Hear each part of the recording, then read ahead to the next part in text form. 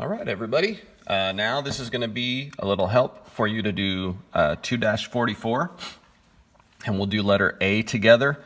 These are diamond problems. It's been a little while since we've seen these, but here is our map of how we're going to solve these.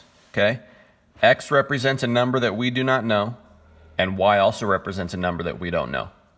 Okay, to get the number that goes in the top of the diamond problem, X and Y need to be multiplied together. When we see a variable right next to another variable with no sign in the middle, that means that we multiply them.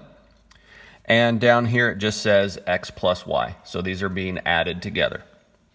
All right, so in letter A, for X they gave us a -4, and for Y they gave us a -7.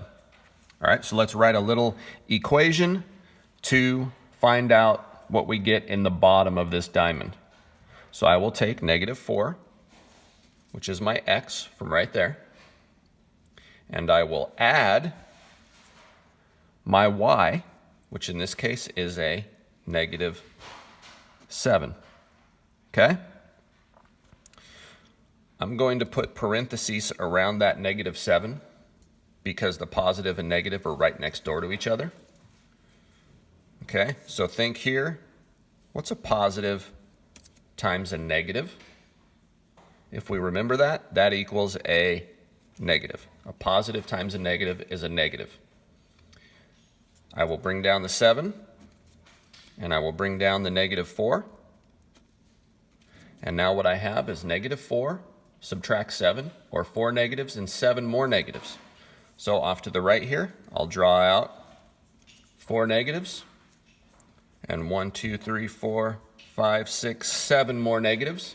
And when I count up how many negatives I have there, I get a total of 11 negatives. So, in that part of the diamond, we get a -11. All right, now for the top portion, remember, X and Y are being multiplied. So, I will take -4 and -7, and I will multiply them.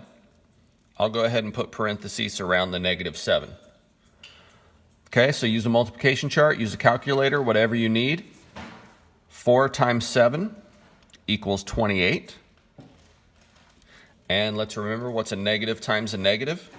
That equals a positive. So we get positive 28 in the top of our diamond. And letter A is finished for you.